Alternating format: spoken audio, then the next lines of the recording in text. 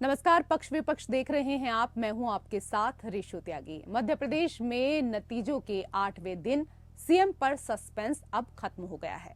Suspense खत्म हुआ तो सभी चौंक गए। 8 दिन तक सीएम पद को लेकर तमाम कयासों को विराम देते हुए विधायक दल की बैठक के बाद यह तय हुआ कि सूबे की कमान मोहन यादव के हाथों में होगी, जबकि मध्य प्रदेश में भी छत्तीसगढ़ की तर्ज पर 2 डिप्टी सीएम होंगे। एमपी में राजेंद्र शुक्ला और जगदीश देवड़ा को डिप्टी सीएम बनाया गया है, तो वहीं सीनियर लीडर नरेंद्र सिंह तोमर को विधानसभा अध्यक्ष बनाया गया है।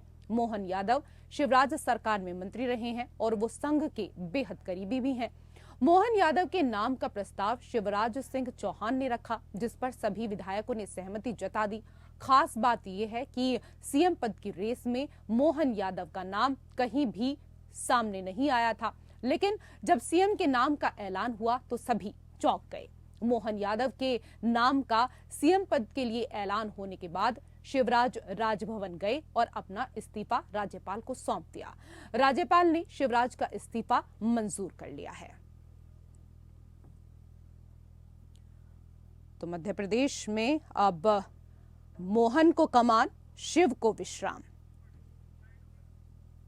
और आज विधायक दल के नेता के नाते से हमने सबने मिलकर संकल्प किया, मेरे जैसे छोटे कार्यकर्ता को एक बड़ी जवाबदारी दी। मैं जवाबदारी की इस बड़े काम को बता सकता हूं कि केवल ये भाजपा ही है जो सामान्य से छोटे से कार्यकर्ता को भी इतनी बड़ी जवाबदारी देती है। यही हमारा अपना भाजपा का चरित्र है। भाजपा के इस नए दायित्व के मैं लिए हृदय से आभार भी मानता हूं और आप सबके विश्वास के साथ निश्चित रूप से जो विकास का कारवा बढ़ाया माननीय मुख्यमंत्री शिवराज सिंह जी चौहान ने और यशस्वी प्रधानमंत्री के नेतृत्व में, निश्चित रूप से हम इसको आगे बढ़ाएंगे। एक बार फिर मैं हमारे लिए जो स्लोगन था एमपी के मन में मोदी और मोदी के मन में एमपी, इस स्लोगन के आधार पर निश्चित रूप से उनके विकास के सपने को लेकर आगे चलेंगे। मैं एक बार फिर हृदय से माननीय यशस्वी प्रधानमंत्री, माननीय गृह मंत्री अमित जी, माननीय नड्डा जी, माननीय वीडी जी का आभार मानता हूं, माननीय शिवराज सिंह जी का आभार मानता हूं, जिन्होंने मुझे बहुत बड़ी जवाबदारी दी। हृदय से आप सबका आभार, बहुत बहुत धन्यवाद।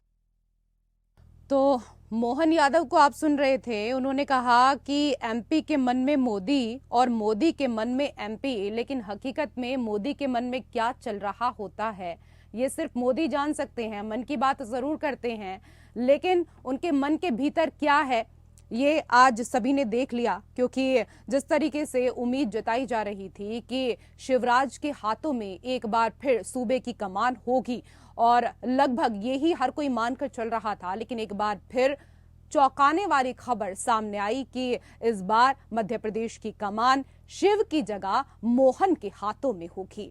तो मोहन यादव होंगे मध्य प्रदेश के अगले मुख्यमंत्री। ऐलान के बाद इस दौरान काफी उत्साहित नजर आए मोहन यादव और क्या कुछ उन्होंने कहा वो इस दौरान हमने आपको सुनवाया। मोहन यादव प्रदेश के नए सीएम होंगे। वो उज्जैन दक्षिण विधानसभा सीट से विधायक हैं और राज्य की पिछली बीजेपी सरकार में मंत्री भी थे। मोहन यादव के अलावा जगदीश देवड़ा और राजेश शुक्ला उप मुख्यमंत्री होंगे। केंद्र में कृषि मंत्री रहे नरेंद्र सिंह तोमर स्पीकर होंगे। मोहन यादव ने राजनीति की शुरुआत 1982 में उज्जैन के माधव साइंस कॉलेज से की थी। वहां वो सह सचिव और अध्यक्ष बने। कॉलेज टाइम में अखिल भारतीय विद्यार्थी परिषद यानी एबीवीपी से वो जुड़े। इसके अलावा मोहन यादव करीब 30 साल से राष्ट्रीय स्वयंसेवक संघ से जुड़े हुए हैं। 1993 में उन्होंने आरएसएस ज्वाइन की थी और इसके अलावा वो 2011 से 2013 तक मध्य प्रदेश राज्य पर्यटन विकास निगम के भोपाल में अध्यक्ष भी रहे।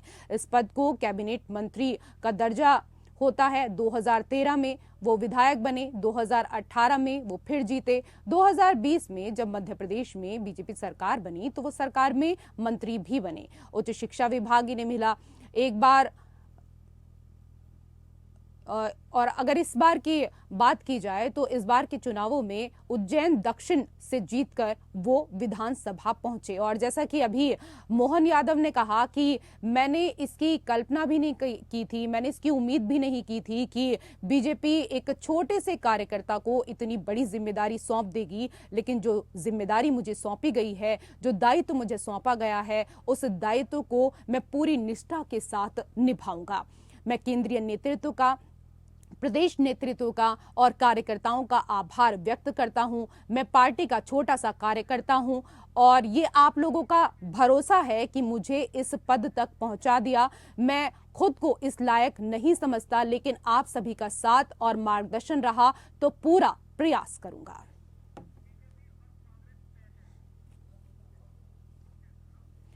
तो पक्ष विपक्ष में इसी को लेकर करेंगे हम चर्चा। कई खास मेहमान हमारे साथ जुड़ चुके हैं। सबसे पहले उनका परिचय आपके साथ करा देते हैं। हमारे साथ बीजेपी के नेता प्रदीप सिंह जुड़ चुके हैं, बहुत स्वागत आपका। हमारे साथ कांग्रेस के नेता संजीत कुमार भी जुड़ चुके हैं, आपका भी बहुत स्वागत संजीत जी। और आज हमारे साथ इस डिबेट में राजनीतिक विश्लेषक कुमार श्रीकांत भी होंगे। सबसे पहले तो बहुत बहुत बधाई प्रदीप जी आपको। प्रदीप जी, अभी जिस बात का जिक्र हम यहाँ पर कर रहे थे और मैंने कहा भी कि मोदी जी मन की बात तो जरूर करते हैं, लेकिन मोदी के मन में क्या है ये कोई नहीं जान सकता, ये तो वो ही जाने। क्योंकि जब सीएम के नाम की घोषणा हुई उससे थोड़ी देर पहले भी हर तरफ यही चर्चा हो रही थी कि मामा के हाथों में एक बार फिर मध्य प्रदेश की कमान होगी। लेकिन देखिए, मोहन को कमान दी है इस बार और शिव को विश्राम दे दिया गया है फिलहाल। जी देखिए, यही एक छोटी छोटी बातें हैं जो कि देश के जनता के विश्वास को बढ़ाती हैं कि जो हमारा नेतृत्व है वो इतना छिछला, इतना हल्का नहीं है कि कुछ भी खुल जाएगा। आज तो ये व्यक्तिगत पार्टी की बात है, लेकिन देश हित, राष्ट्र हित हमारे लिए सर्वोपरि है और राष्ट्र सर्वोपरि है।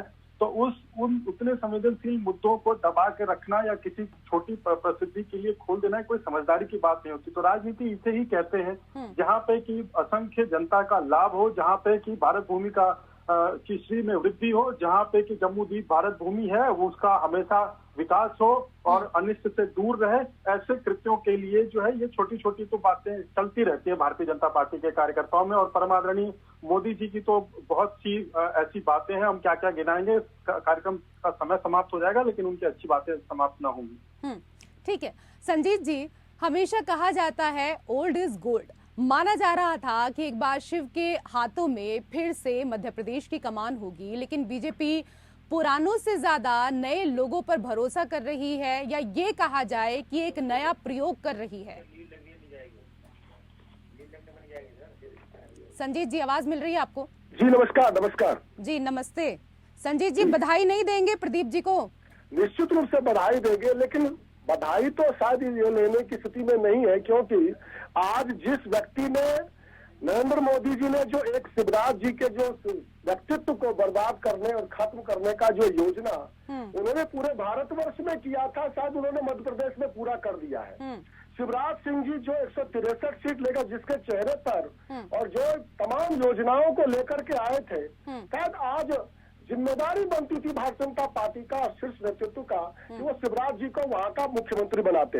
लेकिन स्थिति ये है कि जिस नेतृत्व को उन्होंने बनाया, जिस नेतृत्व ने ये जीत दिलवाई उनको, आज उनको वो सीएम पद नहीं दे पाए। तो निश्चित रूप से यह स्पष्ट रूप से दिखता है कि किस प्रकार अंतर कलह से जूझ रही है बीजेपी। लेकिन संजीत जी, ये भी तो हो सकता है ना, देखिए क्योंकि शिवराज तो कई बार मुख्यमंत्री बन चुके हैं और उनको अच्छा अनुभव भी रहा, दूसरों को भी मौका मिलना चाहिए। हो सकता है कि उनको केंद्र में भेज दें। जी बहुत आपने बहुत अच्छा प्रश्न किया। तो शायद 3 या 4 बार 3 बार मुख्यमंत्री नरेंद्र मोदी जी भी शायद गुजरात के बने थे, उसके बाद वो प्रधानमंत्री बने। तो शायद नरेंद्र मोदी जी अपने सामने शिवराज सिंह ऐसे कद्दावर नेतृत्व को भारतीय जनता पार्टी के अंदर नहीं चाहते हैं। वो तो जी हाँ बोलने वाले लोग चाहते हैं, जैसे नड्डा जी को उन्होंने रखा हुआ है। नड्डा जी को जो आदेश करते हैं वो काम करते हैं। तो आज तो मैं समझता हूँ एक कद्दावर नेतृत्व, मैं समझता हूँ नरेंद्र मोदी। देखिए, तो लीडर ऐसा ही होना चाहिए ना। लीडर किसको कहते हैं? लीडर ऐसा ही होना चाहिए जो सबसे काम करा ले। तभी तो देखिए ना कि 5 राज्यों में प्रचंड जीत मिली है बीजेपी को, लेकिन प्रदीप जी इस पर मैं आपकी प्रतिक्रिया ले लूं। बोलते हैं जी, ये काम कराना नहीं बोलते, इसी को डिक्टेटरशिप बोलते हैं, तानाशाह बोलते हैं। ठीक है, जो काम कराने का मतलब तानाशाही है। ठीक है, मैं जवाब ले लेती हूँ कि जिस व्यक्तित्व के माध्यम से ये लोकतंत्र के अंदर विजय मिली, आज उसको हटा करके उन्होंने अवसर दीजिए बोलने का। ठीक है संजय जी मुझे जवाब लेने दीजिए। मध्य प्रदेश या निश्चित रूप से उस लोकतंत्र का अपमान है ये। ठीक है, मुझे जवाब लेने दीजिए। जी जी देखिए, आखिरी शब्द इन्होंने कहा लोकतंत्र का अपमान है। 20 वर्षों तक इनका एक ही पार्टी में अध्यक्ष बना रहा, एक ही परिवार से आता है, अब थोड़े दिन के लिए कोई और हो गया। इनको तो नैतिक अधिकार ही नहीं है कोई टिप्पणी करने का। वैसे मैं क्षमा चाहूंगा, कुमार श्रीकांत जी को मैं प्रणाम करता हूं और वो कार्यक्रम में है, पहले मैं प्रणाम करता हूँ। काफी दिनों बाद दर्शन हुए, मैं आभार व्यक्त करता हूँ। और देखिए फिर मैं आता हूँ वापस अपने चर्चा पे। देखिए कांग्रेस का क्या है यीशु जी कि चरित्र ऐसा है कि 400-500 करोड़ तो उनके लिए हाथ खिला दें।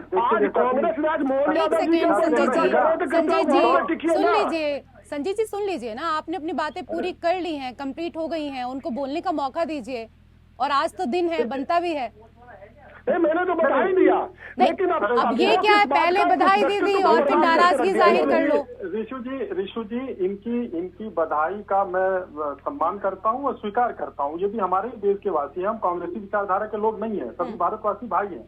तो अब इनका जो इनके अंदर जो कुंठा है वो निकलने दीजिए। हमारी खुशी में अगर इनकी कुंठा बह जाती है तो हम अपना धन्य समझेंगे कि किसी के अंदर की किसी की मानसिकता की कुंठा निकल गई। वो देखिए पूरा वो केवल संजीव जी का नहीं, संपूर्ण कांग्रेस पार्टी की यही दशा है। और आने वाले 4 महीनों बाद यदि दोबारा आम चुनाव में जाएंगे तो जनता इस बात को नोटिस करेगी, इस बात को नोट करेगी। हर पार्टी की अपनी एक विचारधारा होती है, अपनी एक पार्टी लाइन होती है, हमारा एक काडर है, हमारी एक कार्य करने की शैली है। अगर इनको यही नहीं समझ में आ रहा है तो फिर ये कांग्रेस को उनकी राजनीति मुबारक। कांग्रेस जो एक धुर्क पकड़ के चुपचाप चलती आई है, उसी का 55 वर्षों तक इनका शासन रहा है। और अगर उसको ये नहीं बचा पा रहा है और अब तक कहीं इनका जो है नाम नहीं हो पा रहा है तो इसके पीछे यही सब छोटे छोटे कारण हैं। जनता देखती है और फिर उसके बाद अपना मत बनाती है। क्या नेतृत्व है, क्या हमारा नेतृत्व है, संपूर्ण है, संभ्रांत और सक्षम है, तो हमारे नेतृत्व ने उस प्रकार के रिजल्ट दिए। हमने समाज के हर व्यक्ति को, समाज के हर व्यक्ति को बीच में मत बोलिए। अरे संजीव जी ठीक है ना, उनको बोलने दीजिए, अब उनका मौका है। कम से कम आपने 5 राज्यों में 2 जगह जहां आपकी सत्ता थी वो राज्य तो खो ही दिए। कर्नाटक में भी देखिए सुबह से क्या खबरें चल रही हैं, जरा वहां पर भी आप थोड़ा सा फोकस कीजिए, थोड़ा सा वहां पर भी ध्यान दीजिए। मैं बताना चाहूंगा कि दूसरे की अभिव्यक्ति की आजादी का हनन करना कांग्रेस ने जितना इस देश में किया है, ठीक है और खाने दो। प्रदीप जी मैं आऊंगी आपके पास क्योंकि हमें एक ब्रेक पर भी जाना है, इसलिए कुमार श्रीकांत भी हमारे साथ जुड़े हुए हैं, जरा उनसे भी थोड़ा प्रतिक्रिया ले लेते हैं। कुमार श्रीकांत, शिव की नगरी उज्जैन दक्षिण से विधायक रहे मोहन यादव अब पूरे प्रदेश की कमान संभालेंगे। और जिस बात का जिक्र मैं अभी कर रही थी प्रदीप जी से भी कि मोदी के मन में क्या है ये कोई जानता ही नहीं है। जिनका नाम रेस में चल रहा था ना वो सीएम बने ना डिप्टी सीएम बने। जी मुझे लगता है कि जिस तरीके से ये मध्य प्रदेश की राजनीति करवट ले रही है, जिस तरीके से मामा शिवराज सिंह चौहान को एक तरीके से आराम दिया गया है और चेहरे को इसी चेहरा है, लगता है कि उत्तर प्रदेश बिहार की राजनीति को मद्देनजर रखते हुए मुझे लगता है कि यहाँ लाया गया है वो यहाँ और मुझे लगता है बीजेपी से बुराने की। और जो जातिकरण बीजेपी ने आधा है क्षेत्र के को महज महीने पहले ही मत बनाया गया, तो वो क्षेत्र है जो महज मध्य प्रदेश उत्तर प्रदेश में किया और विंध्य क्षेत्र में तकरीबन 36% प्रांतों का है और वो खुश चुका है। और केवल प्रदेश के लोकसभा चुनाव के मद्देनजर या फिर वो विंध्य का क्षेत्र जो यूपी में भी पड़ता है उसको साधने की कोशिश की जा रही है।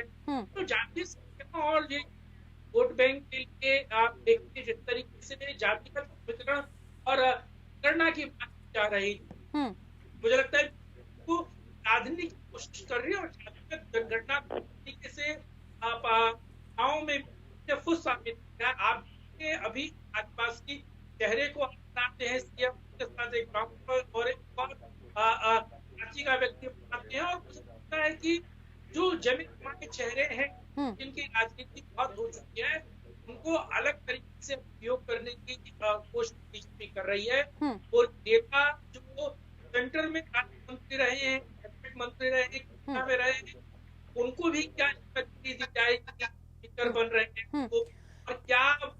और कुमार श्रीकांत, जिस बात को लेकर हम यहाँ पहले चर्चा कर रहे थे, विधायक दल की बैठक में जब डॉक्टर मोहन यादव के नाम का ऐलान किया गया तो मंच पर वो पूर्व सीएम शिवराज सिंह चौहान के पैर छूकर आशीर्वाद लेते हुए नजर आए और शिवराज सिंह ने भी बड़े ही आत्मीयता के साथ उनके सिर पर हाथ रखकर उन्हें अपना आशीर्वाद दिया। मोहन यादव मध्य प्रदेश में बीजेपी का बड़ा ओबीसी चेहरा है और उनके नाम की घोषणा संभवतः 2024 के लोकसभा चुनावों को देखते हुए की गई हो, क्या ऐसा भी संभव है? जी, मुझे लगता है ऐसा सही कह रही हैं आप। देखिए, ओबीसी चेहरे पे मुझे लगता है कि नरेंद्र मोदी के बाद मामू शिवराज भी बीजेपी के सबसे दूसरे नंबर के ओबीसी चेहरा है।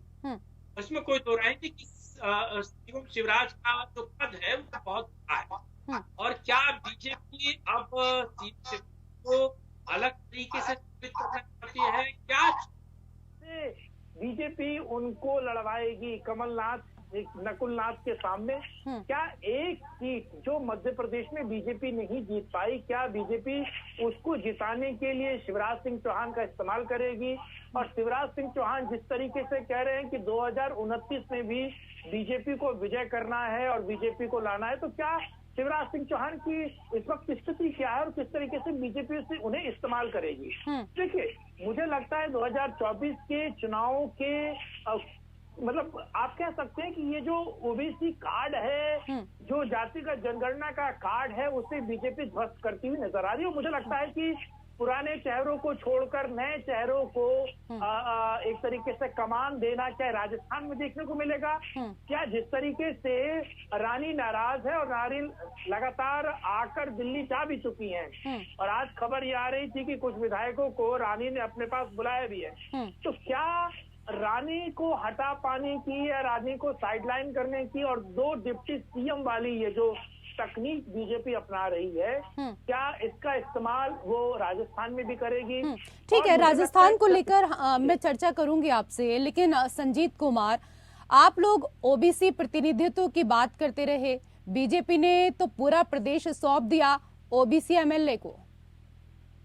जी, मैं ये कहना चाहता हूँ पहले कि आज शिवराज सिंह जी के मुख्यमंत्री न बनने का मैं समझता हूँ भारतीय जनता पार्टी के अंदर वे सभी कार्यकर्ता जिनके पास थोड़ा भी आत्मसम्मान बचा है, मैं समझता हूँ मध्य प्रदेश इकाई के अंदर आज उनको वहाँ बैठे रहने की कोई आवश्यकता नहीं होनी चाहिए, क्योंकि जिस व्यक्ति के नाम पर आपने मध्य प्रदेश चुनाव लड़ा, जिस व्यक्ति का चेहरा शुरुआत से ही आप नहीं चाहते थे शिवराज सिंह को, तो आपने 4-4, 5-5 सांसदों को वहां लड़ाया। आपने उन तमाम चीजों आपने कसम खा ली है कि प्रदेश के अंदर कोई भी ऐसा लीडरशिप जो नरेंद्र मोदी को चुनौती दे, उस लीडरशिप को नहीं पनपने देना है, उसको बर्बाद करना है। तो आपने दिल्ली बर्बाद कर दिया। दिल्ली में बताइए, दिल्ली स्टेट के अंदर कोई लीडर नहीं है। आप बताइए उत्तर प्रदेश के अंदर केवल योगी बाबा इनको खटक रहे, किसी दिन वो भी हटाए जा सकते हैं। आज स्थिति ये है कि पूरे राष्ट्रीय स्तर पर नरेंद्र मोदी और अमित शाह जी 2 नाम, और इस 2 नाम के सामने जो कोई आएगा वो हटा दिया जाएगा। ठीक है, तो मैं जवाब ले लेती हूँ। ठीक है, कुमार श्रीकांत, आपके पास मैं आऊंगी, लेकिन पहले सवाल प्रदीप जी से जिन बातों का जिक्र कर रहे हैं यहाँ संजीत कुमार, प्रदीप जी उसका तो जवाब दीजिएगा ही, लेकिन सवाल यहाँ पर ये भी कि शिवराज की मेहनत और उनकी स्वीकार्यता को आप कैसे सहेजेंगे? हालांकि बीजेपी में विकल्प की कमी नहीं है, नरेंद्र को वापस कर शिवराज को केंद्र में लाएंगे क्या? देखिए, ये तो समय बताएगा, लेकिन जिस प्रकार से कांग्रेस के मित्र आरोप लगा रहे थे, इसको कहते हैं दंगा भड़काने वाली नीति। ये लोग बहुत पहले से दंगा भड़काने बड़े निपुण रहे हैं। वो सोच रहे हैं कि वही दाव हमारे ऊपर भी चल जाएगा। तो मैं बड़ी ही विनम्रता से कहना चाहूंगा, गुरु गलत दरवाजे पे आप खटखटा रहे हैं। ये सब यहाँ नहीं चलता, कांग्रेस में चलता है वहीं चलाइए। भारतीय जनता पार्टी एक डिसिप्लिन पार्टी है। सबसे पहले तो हम इसी के लिए जाने जाते हैं कि भारतीय जनता पार्टी का कार्यकर्ता। और जहां तक रही इस तरह की बातें, तो वो पार्टी की एक कमेटी है, एक पार्लियामेंट्री बोर्ड है, एक प्रॉपर सिस्टम है हमारे यहाँ पे जो कि इस प्रकार के निर्णय लेता है, किसको कहाँ फिट करना है, किसको क्या करना है, किसकी कैसी उपयोगिता है। अल्टीमेटली हर नेता, हर पदाधिकारी वो पार्टी का कार्यकर्ता ही है, और चुनाव से पहले नहीं, चुनाव के बाद भी वो पदाधिकारी ही रहता है, कार्यकर्ता ही रहता है। तो इस बात को समझना होगा, क्योंकि हम परिवारवादी, क्षेत्रवादी, जातिवादी या भाषावादी पार्टी थोड़ी है कि आप चलेंगे। अब संपूर्ण देश जब स्वीकारता बढ़ती जा रही है तो इनका रुदल करना ये स्वाभाविक है, मैं उस पर बुरा नहीं मानता। जहाँ तक ये बात उत्तर प्रदेश, मैं तो ये असंभित हूँ कि आदरणीय कांग्रेस के नेता है या गाड़ी चलने वाले को जो तोता उठा करके भविष्यवाणी करता है, वो बूढ़ा व्यवसाय है। तो राजनेता की अब तो भविष्यवाणी करने वालों की भी नहीं चली ना, जो भविष्यवाणी कर रहे थे उनकी भी नहीं चली इस बार। तो फिलहाल तो चलिए मोदी जी की यहाँ पर चल रही है, ठीक है, लेकिन कुमार श्रीकांत, एमपी में बीजेपी के विजय में मामा की व्यक्तिगत मेहनत और उनकी नीतियों का काफी योगदान है। बीजेपी अपने निर्णय को कैसे जस्टिफाई करेगी, ये भी एक अहम सवाल है। देखिए, मुझे लगता है कि कांग्रेस के मेरे मित्र हैं, उनको थोड़ा सीखना चाहिए बीजेपी किस तरीके से सेकंड लाइन के नेताओं को तैयार कर रही है, अगली पीढ़ी के नेताओं को किस तरीके से सत्ता की कमान दे रही है। और मुझे लगता है कि युवा नेताओं को तैयार करना, ये एक नई पौध को तैयार करना, सत्ता की चाबी उनके हाथ में देखना, और एक देने के बाद ये देखना कि किस तरीके से सत्ता का संचालन करते हैं। मुझे लगता है इससे राजनीति और तमाम राजनीतिक पार्टियों को सीखना चाहिए, और अगर बीजेपी ऐसा कर रही है तो इसका स्वागत होना चाहिए। क्या शिवराज सिंह चौहान के तमाम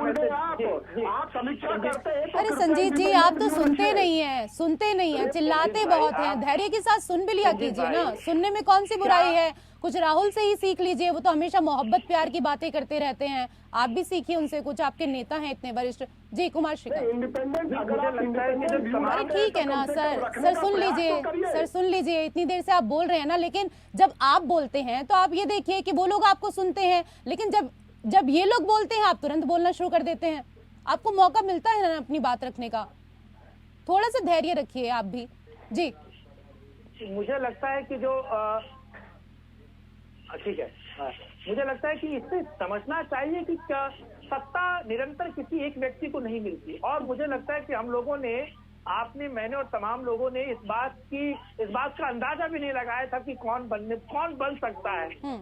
मानिए वो 13,000 से ज्यादा वोटों से जीता हुआ विधायक, जिनका एक विवादास्पद बयान आया था कि जो वो छात्र जिनका पिछला रिकॉर्ड अपराधी है उनको उच्च शिक्षा में एडमिशन नहीं मिलेगा। एक ऐसा व्यक्ति जिसका मैं अभी वीडियो देख रहा था, दोनों हाथों से तलवार भाज रहा है, वो मतलब तलवार हिला रहा है और वो तमाम तरह की चीजें कर रहा है। और इसमें कोई दो राय नहीं है कि नए लोगों को जिम्मेदारी देना, और ठीक है, एक नया प्रयोग बीजेपी हमेशा करती है। चलते एक और सवाल कुमार श्रीकांत आपसे, क्योंकि एक समय शिवराज सिंह मोदी के प्रतिस्पर्धी थे और उन्हें केंद्र का रास्ता दिखाने पर महत्वाकांक्षा कहीं फिर से तो नहीं जाग जाएगी, ये भी एक बड़ा सवाल है। हाँ, मैं इसी पर आने वाला था जी। कहीं ना कहीं शिवराज सिंह चौहान ही ऐसे व्यक्ति थे जो प्रधानमंत्री पद के लिए, अगर आप देखा जाए तो सीएम योगी के बाद बड़े चेहरा थे, क्योंकि ओबीसी नेता भी थे और उनका वो 3 दशक से माफ कीजिएगा 1.5 दशक से ज्यादा उन्होंने सीएम की कुर्सी को संभाला है। और क्या शिवराज सिंह चौहान ऐसे ही थे जो सेंट्रल कमांड को आंखें दिखा सकते थे? यानी कि वसुंधरा साइडलाइन हो रही है, शिवराज साइडलाइन हो रहे हैं, यानी कि एक छत्र, यानी कि बीजेपी में एक व्यक्तिवाद, यानी कि नरेंद्र मोदी वाला एक व्यक्तिवाद पूजन जो है वो पूर्ण रूप से शुरू हो गया। विरोधी कोई नहीं बचा है, और ये वो है सुषमा और आडवाणी का ग्रुप है ये जी। ये आडवाणी के ग्रुप के नेता शिवराज सिंह चौहान, जिन्होंने बड़ी मुश्किल से अपने आप को साधे रखा था। तो क्या अब एक व्यक्तिवाद जिसे कहते हैं, जिसको पूजन बीजेपी में आजकल शोर मच रहा है, तो क्या इतने प्रबल होंगे शिवराज सिंह चौहान को साइड करना? और क्या रक्षा मंत्री से नीचे की पोस्ट अगर आप उनको देते हैं तो क्या होगा? और फिर राजनाथ सिंह को कहाँ आप एडजस्ट करेंगे? तो बड़ी मुश्किल है। चलिए, तो ये तो समय की बात है, और आने वाले समय में हमें सब कुछ क्लियर भी हो जाएगा कि किसको कहाँ बिठाया जाता है। बहुत बहुत शुक्रिया आप सभी मेहमानों का हमारे साथ चर्चा करने के लिए। पक्ष विपक्ष में मेरे साथ फिलहाल इतना ही। नमस्कार।